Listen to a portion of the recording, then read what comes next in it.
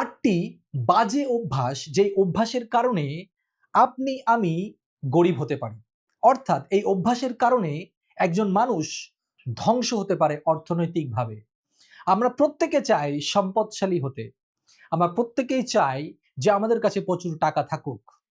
কিন্তু আজকে আমরা বেশ কিছু বিষয়ে আলোচনা করব, যে আলোচনাগুলোর মধ্য দিয়ে আপনার হয়তো বা কোনো চিন্তায় পরিবর্তন আসবে এবং আপনি দেখবেন যে এই অভ্যাসগুলো আপনার জীবনে আছে কিনা, সেখান থেকে কিভাবে আপনি রিকভারি করতে পারবেন।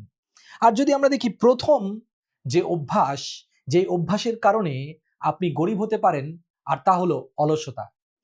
হিতোপদেশে অলসতার বিষয়ে কিন্তু অনেক কিছু বলা হয়েছে। সেখানে বলেছে, হে অলস তুমি পিপীলিকার কাছে যাও।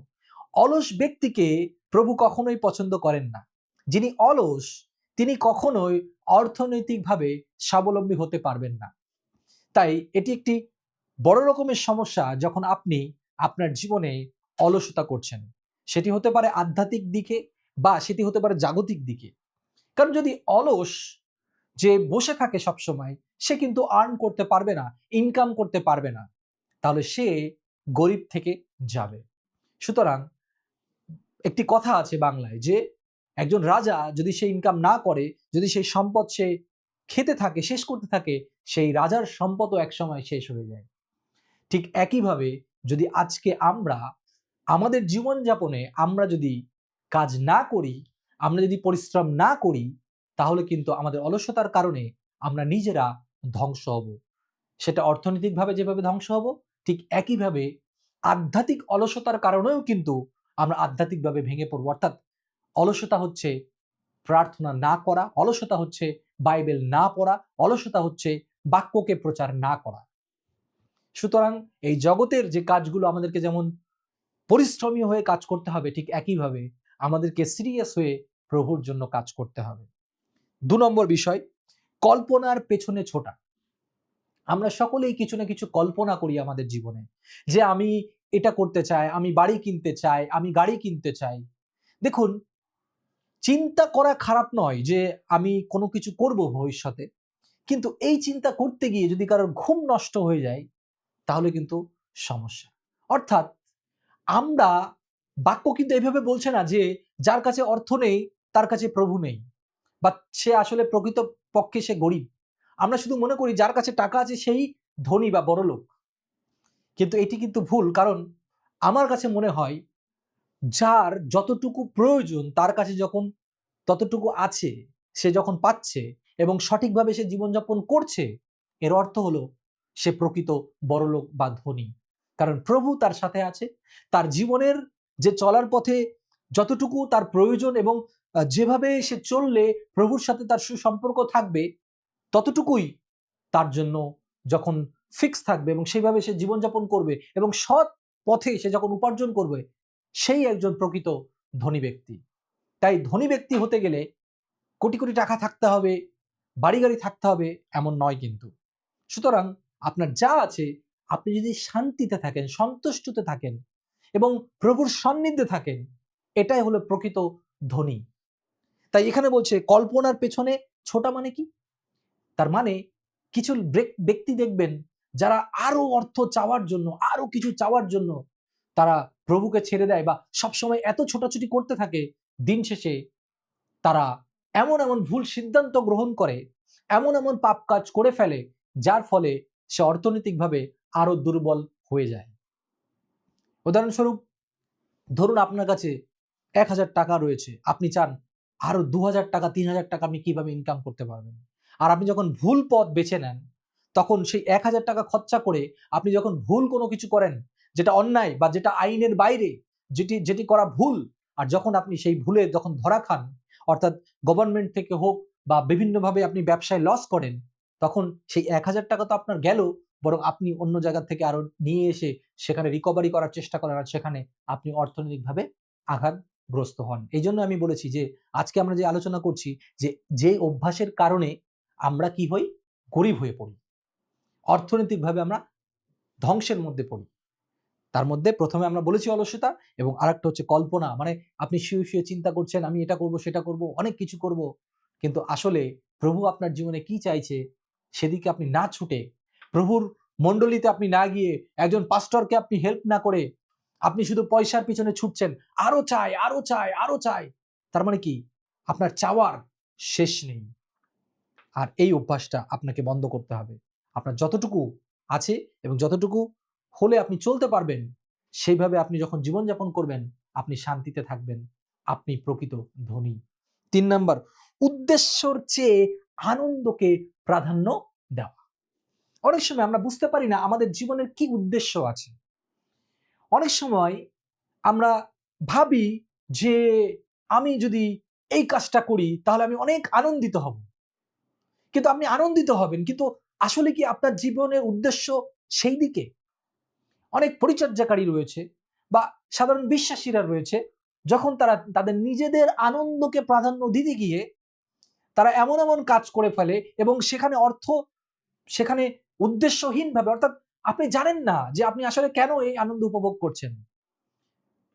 এটাও খুব সাবধান হতে হবে, কারণ বর্তমান সমাজে বা বর্তমান সময়ে চারিদিকে বিভিন্ন রকম অফার আমাদের সামনে কিন্তু শয়তান নিয়ে আসে। যদি আমরা সেই উদ্দেশ্যহীনভাবে সেখানে কাজ করি বা উদ্দেশ্যহীনভাবে আমি সেখানে ছোটাছুটি করি, তাহলে কিন্তু আর কোনো কাজে আসবে না। সুতরাং আপনি অ্যাকচুয়ালি কোন সেক্টরে আছেন এবং কোথায় সেই উদ্দেশ্যটা সঠিক আছে কিনা আপনার সামনের দিকে এগোনোর জন্য, সেই সিদ্ধান্ত কিন্তু আপনাকে সঠিক গ্রহণ করতে হবে। এখন যদি একজন ডক্টর হঠাৎ করে তিনি ক্রিকেটে ইনভেস্ট করেন, তাহলে তিনি বুঝবেন না। একজন ক্রিকেটার তিনি যদি একজন ইঞ্জিনিয়ারের দিকে ঝুঁকে পড়েন এবং সেখানে ইনভেস্ট করেন, সেখানে কোনো কাজ করেন, তাহলে অর্থনৈতিকভাবে তিনি ক্ষতিগ্রস্ত হবে। অর্থাৎ আপনি কোন জায়গায় স্পেশালিস্ট এবং কোন কাজ করে আপনি প্রকৃত আনন্দ পান। কিন্তু জগতের বিভিন্ন রকম আনন্দ, বিভিন্ন রকম অফার দেখে যখন আপনি সেখানে আনন্দ নিতে যান, সেখানে আপনি ভুল করেন আর আপনি অর্থনৈতিকভাবে কিন্তু বিপদগ্রস্ত হন। সুতরাং এই অভ্যাস থেকে বেরিয়ে আসতে হবে। 4 নম্বর দেখুন, অতি ভোজন ও মাতলামি। অতি ভোজন, মাত্রা অতিরিক্ত ভোজন কখনোই ভালো নয়। আমাদের বেঁচে থাকার জন্য মৌলিক চাহিদার মধ্যে খাবার খাওয়া একটা খুব গুরুত্বপূর্ণ, নো ডাউট, কোনো অসুবিধা নেই। কিন্তু কিছু কিছু লোক আছে প্রতিদিন রেস্টুরেন্টে যাচ্ছে, প্রতিদিন তার এক একটা রেস্টুরেন্ট দরকার, প্রতিদিন তার দামি দামি খাবার দরকার, প্রতিদিন তার রিচ খাবার দরকার। যেভাবে সে তার শরীরকে ক্ষতিগ্রস্ত করছে, সে অর্থনৈতিকভাবে কিন্তু প্রতিদিন পে করছে এবং এইভাবে তার কি হচ্ছে, অর্থনৈতিক যে যে সার্কেল সেটা ধ্বংস হচ্ছে আস্তে আস্তে, তার সম্পদ নষ্ট হচ্ছে আস্তে আস্তে। আপনি যতই ইনকাম করছেন না কেন, আপনি যখনই এই ধরনের অভ্যাসে আপনার জীবনে থাকবে, অতি ভোজন, ভোজন কিন্তু খারাপ নয়, কিন্তু অতি ভোজন শরীরের জন্য ক্ষতিকর এবং আপনার অর্থনৈতিকভাবেও আপনি ক্ষতিগ্রস্ত হবেন। এবং সাথে সাথে মাতলামি, যারা মাতলামি করে, অনেক ঘটনা আছে আমরা জানি আমাদের আশেপাশে, আমরা যখন চলাফেরা করি দেখি মাতলামির জন্য কত লোক কত কিছু করেছে। মাতলামির জন্য, শুধু মদ কেনার টাকার জন্য তারা তাদের পরিবারের মধ্যে তাদের জীবনের অশান্তি, তারা তাদের জমি বিক্রি করে দিচ্ছে, তারা গাড়ি বিক্রি করে দিচ্ছে, অনেক সময় বাড়ি বন্ধক রাখছে, দামি জিনিস তারা বন্ধক রাখছে, শুধু মদের নেশার কারণে তারা উন্মাদ হয়ে গেছে, তারা সিদ্ধান্ত নিতে পারছে না। তাই এই যারা অতি ভোজন এবং মাতলামি করে বেড়ায়, তাদের জীবনের এই অভ্যাসের কারণে তারা কখনোই অর্থনৈতিকভাবে সফলতা পাবে না। এরপর দেখি যৌন পাপ ও অর্থ লোভ।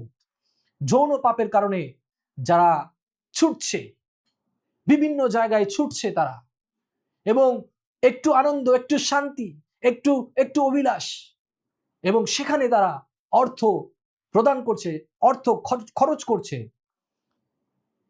তার ফলাফল কিন্তু জিরো, শূন্য। এভাবে একটি পরিবার, এভাবে একটি সমাজ নষ্ট হয় এবং তার জীবন নষ্ট হয় উদ্দেশ্যহীনভাবে, যেভাবে বলেছিলাম আগে, উদ্দেশ্যহীন। সুতরাং এই ভুল যৌন যে পাপ রয়েছে এবং অর্থের যে লোভ, অর্থাৎ আরো চাই, আরো চাই, আরো চাই, যে লোভ, এই লোভের কারণে অনেকে ধ্বংস হয়। অর্থ উপার্জন একরকম ব্যাপার, অর্থের প্রয়োজন একরকম ব্যাপার, কিন্তু অর্থের প্রতি লোভ, মোহ, তার মানে সে যা কিছুই করে না কেন, সবসময় মাথায় শুধু ঘুরতে থাকে কিভাবে আমি টাকা আরো ইনকাম করে কিভাবে এদিকে খরচ করব, কিভাবে ওদিকে মানে উল্টো পাল্টা, জীবনটা যেন উল্টো পাল্টা হয়ে গেছে তাদের।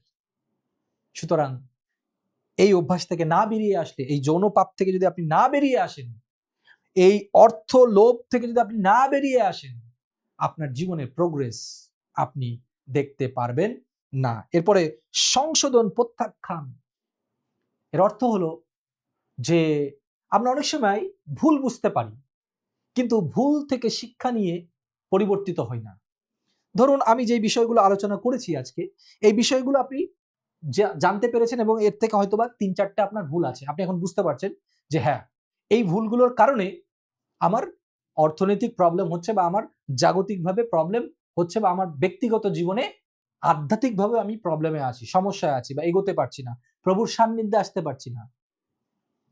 যার ফলে কি হচ্ছে, আপনি বুঝতে পারছেন কিন্তু আপনি সংশোধন হচ্ছেন না। তাহলে কি করে হবে? আপনি এই জামাটা পরেছেন, প্রতিদিন আপনি পরছেন, আর দেখছেন এই জামাটা থেকে গন্ধ বের হচ্ছে, কারণ আপনার ঘামের গন্ধ হয়ে গেছে। এটা কি করতে হবে? পরিষ্কার করতে হবে। কিন্তু আপনি পরিষ্কার না করে পরের দিন ওটাই আবার পরিধান করছেন। আস্তে আস্তে লোকজন আপনার পাশে আর দাঁড়াবে না।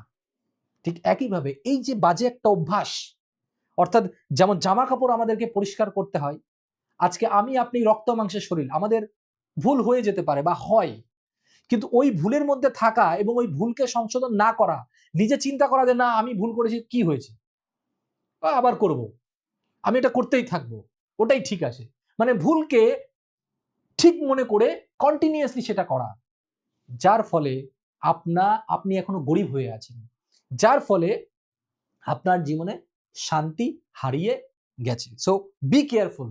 আমাদের আধ্যাত্মিক হোক বা জাগতিক জীবনে হোক, ভুল থেকে শিখতে হবে। ভুল সংশোধন যখন হবে, সেই সংশোধনটাকে করতে হবে ঠিকঠাক এবং সেইভাবে পদক্ষেপকে গ্রহণ করতে হবে। তাহলে আপনি শিখতে থাকবেন। কেউ একদিনে সুপারস্টার হয়ে যায় না, কেউ একদিনে সব বলেই 6 মারতে পারে না, বা খুব ভালো ক্রিকেট খেলতে পারে না, বা ফুটবল খেলতে পারে না, কেউ একদিনে ডক্টর হতে পারে না, কেউ একদিনে ক্লাস 1 থেকে 10-এ উঠতে পারে না। মানে প্রত্যেকেরই ধাপ আছে, প্রত্যেকেরই ভুল আছে। এইভাবে করতে করতে একসময় তারা পাশ করে। ঠিক একইভাবে আমাদের জীবনে ভুল থাকবে, কিন্তু আমি যদি চিন্তা করি যে ওই ভুলটা নিয়েই আমি জীবনে চলবো, তাহলে কোনো কিছু হবে না। তাই আজকে আমার পাপ রয়েছে, আপনার পাপ রয়েছে, আমরা ভুল করেছি, আমরা আমরা যৌন পাপ করেছি, আমরা অর্থনৈতিক পাপ করেছি, অতিভোজন করেছি, মাতলামি করেছি, আমরা অলসতা করেছি, কিন্তু আর আমরা সেই দিকে ধাবিত হব না বা তা করব না। আমাদের জীবনকে আমরা পরিবর্তিত করব এবং সেইভাবেই জীবনযাপন করব, সেইভাবেই পদক্ষেপ নেব। তাহলে আমাদের জীবনে আমরা উন্নতি দেখতে পারব। প্রিয় ভাই বোন, পরে দেখুন পরিকল্পনার অভাব। পরিকল্পনাহীন যদি থাকেন আপনি, তাহলে প্রবলেম, কারণ কোনো কিছুই পরিকল্পনা ছাড়া হতে পারে না। আপনি কোথাও যাবেন, সকালবেলায় ঘুম থেকে উঠে গেলেন, আপনি বাসের টিকিট করতে গেলেন, আর দেখলেন যে বাস এখনই ছেড়ে দিচ্ছে কিন্তু কোনো টিকিট নেই, তাহলে সেখানে আপনি কিভাবে যাবেন? তার মানে আপনাকে আগে টিকিট কাটতে হবে, এবং আপনি হয়তো বা কোনো না কোনোভাবে সেখানে পৌঁছিয়ে গেলেন। এবার আপনি হোটেলের টিকিট, সেখানে হোটেল বুকিং আপনি করেননি, সেখানে আপনি সাফারিং করবেন। আপনি কোথায় ঘুরবেন আপনি নিজেও জানেন না, আপনি কি কাজ করবেন, কি ব্যবসা করবেন, কোন বিষয়ে আপনি পারদর্শী আপনি নিজেই জানেন না, আপনার কোনো পরিকল্পনাই নেই। তাই আমরা যেই কাজ করি না কেন, প্রত্যেকটা বিষয়ে কিন্তু পরিকল্পনা থাকে, তাই নয় কি? প্রত্যেকেরই পরিকল্পনা থাকে, কিন্তু পরিকল্পনা বিহীন অনেক যুবক যুবতী আছে বর্তমানে, মনে করে কিছু তো একটা হয়েই যাবে, এইভাবে চিন্তা করে তারা তাদের জীবনকে পরিচালনা করে, যার ফলে তারা ভবিষ্যতে আর উন্নতি করতে পারে না। সুতরাং পরিকল্পনার অভাবে অনেক পরিচর্যা নষ্ট হয়। পরিকল্পনার অভাবে আপনার জীবনে সেই অভাব আসে, অর্থাৎ কিসের অভাব আসে? অর্থনৈতিক অভাব আসে। পরিকল্পনাহীন, অর্থাৎ এই যে পরিকল্পনার অভাব, যে অভ্যাসটা, এই অভ্যাস থেকে বেরিয়ে আসুন। সমস্ত কিছুর আগে পরিকল্পনা করুন, প্রভুকে সময় দিন, প্রভুর কাছ থেকে পরিকল্পনা গ্রহণ করুন। এরপরে ঋণের আসক্তি। অনেকে ঋণ করে অনেক কিছু করে ফেলেন আর চিন্তা করেন আমি অনেক বড় লোক হয়ে গেছি। অনেকে আজকে আমরা দেখতে পাই সুন্দর জামা কাপড়, সুন্দর সাজুগুজু, সুন্দর গাড়ি, সুন্দর বাড়ি, সবসময় এখানে ওখানে ঘুরছে, এদিকে ব্যাংকে তার লক্ষ লক্ষ বা কোটি কোটি টাকা লোন রয়েছে, আর ওটা শোধ করে আবার সেটাকে রিকভারি করে এবং আবার সেটা করে, এবং এর ফলে কি হয়, তার আসলে নিজের কোনো সম্পদ নেই, সেইভাবে লোন করে করে চলছে, এবং লোনের যে ফাঁদ, এই ফাঁদের মধ্যে পড়ে গেছে। এটা ঈশ্বরের পরিকল্পনা নয়, বাইবেল কিন্তু তা বলছে। আজকে প্রত্যেকটা যতগুলো পয়েন্ট আমি বলেছি, প্রত্যেকটার সাথে বাইবেলের ভার্সের সাথে মিল আছে, কিন্তু আমি সেগুলো এখানে উল্লেখ করিনি, যেহেতু অনেক সময় এটার প্রয়োজন হবে। কিন্তু আমরা সকলে জানি বা আমরা বাক্য পড়ি, এবং এইগুলো বাইবেলেরই কথা, আমি এগুলোকে সেখান থেকে বাছাই করে নিয়ে এসেছি। সুতরাং আজকে যদি আপনি ঋণগ্রস্ত হয়ে পড়েন, লোন নিতে নিতে আপনি এমন বাধাগ্রস্ত হয়ে পড়েন যে দেখতে তো আপনি বড়লোক, কিন্তু দিন শেষে আপনি যখন ঘুমাতে যান তখন আপনি চিন্তা করেন, আমি কি করে কালকে ইএমআই দেবো, কালকে আমি কি করে, আমি একজনের কাছ থেকে পয়সা নিয়েছি, সেই পয়সা আমি কি করে শোধ করব। প্রিয় ভাই বোন, আমি আরো অনেকগুলো পয়েন্ট এখানে দিতে পারতাম। আমি 8টি বিষয় নিয়ে এখানে আলোচনা করেছি, এবং আরো কি কি বিষয়ের কারণে আমরা গরিব হতে পারি, যদি আপনার মধ্যে প্রভু কথা বলেন, আপনি অবশ্যই আমাদেরকে কমেন্টে জানাবেন, যেন আরো বন্ধুরা যেন উপকৃত হতে পারে। কিন্তু মনে রাখবেন যে এই অভ্যাস যেন আমাদের জীবনে না থাকে। চলুন আজকে আপনি যেখানেই থাকুন না কেন, আমি ছোট করে আপনার জন্য প্রার্থনা করতে চাই, যেন যে 8টি অভ্যাস নিয়ে, বদ অভ্যাস, এটা ভালো অভ্যাস না, বদ অভ্যাস, এই বদ অভ্যাস থেকে যেন আমরা ভালো অভ্যাসে পরিণত করতে পারি।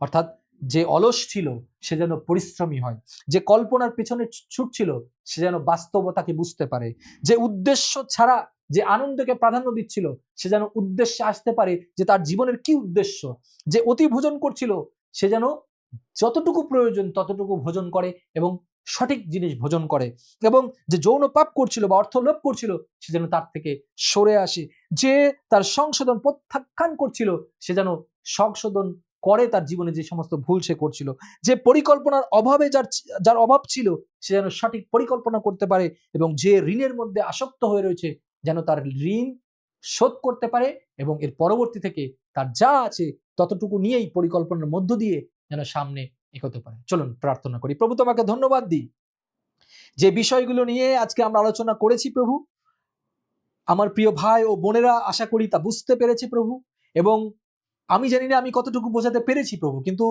আমি এটা বিশ্বাস করি যে তোমার পবিত্রতার শক্তিতেই আমি এটা বলতে সক্ষম হয়েছি, তাছাড়া এটা বলা সম্ভব নয় প্রভু।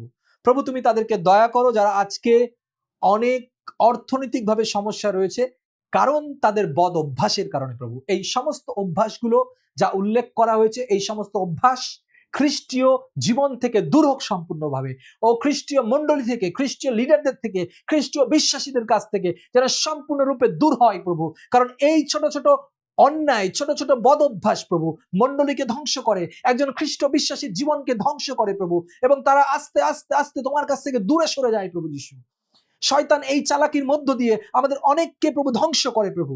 তুমি দয়া করো, অনুগ্রহ করো প্রভু যিশু, যেন আজকের এই প্রচারের মধ্যে দিয়ে তারা বুঝতে পারে, এই প্রার্থনার মধ্য দিয়ে তারা যেন স্বীকার করে তাদের ভুলকে, এবং নতুন করে তাদের জীবনকে যেন প্রভু তারা সাজায়, নতুন করে যেন তারা এগিয়ে যেতে পারে প্রভু যিশু। তুমি সাহায্য করো প্রভু যিশু, তুমি দয়া করো প্রভু। তুমি দয়া করেছো তাই তোমাকে ধন্যবাদ দিই। তোমার নাম আমরা ঊর্ধ্বে উঠাই প্রভু, এবং আমাদের জীবনের সমস্ত বদ অভ্যাসকে তোমার চরণে দিই প্রভু, যে সেই বদ অভ্যাসগুলোকে তুমি মুছে আমাদেরকে তোমার কাছে আসার যে অভ্যাস, তোমাতে থাকার যে অভ্যাস, তোমাতে দেওয়ার যে নির্দেশ রয়েছে, বাক্যের যে নির্দেশ রয়েছে, সেই নির্দেশ অনুসারে যেন আমরা জীবন যাপন করতে পারি প্রভু। তুমি সাহায্য করো। তুমি আমাদের প্রার্থনা শুনলে তাই তোমাকে ধন্যবাদ দিই। তুমি আমাদের সঙ্গে থাকো, সঙ্গে চলো। এই প্রার্থনা প্রিয়তম প্রভু যীশু খ্রিস্টের নামে তুমি শ্রবণ ও গ্রাহ্য করো। Amen, amen, amen.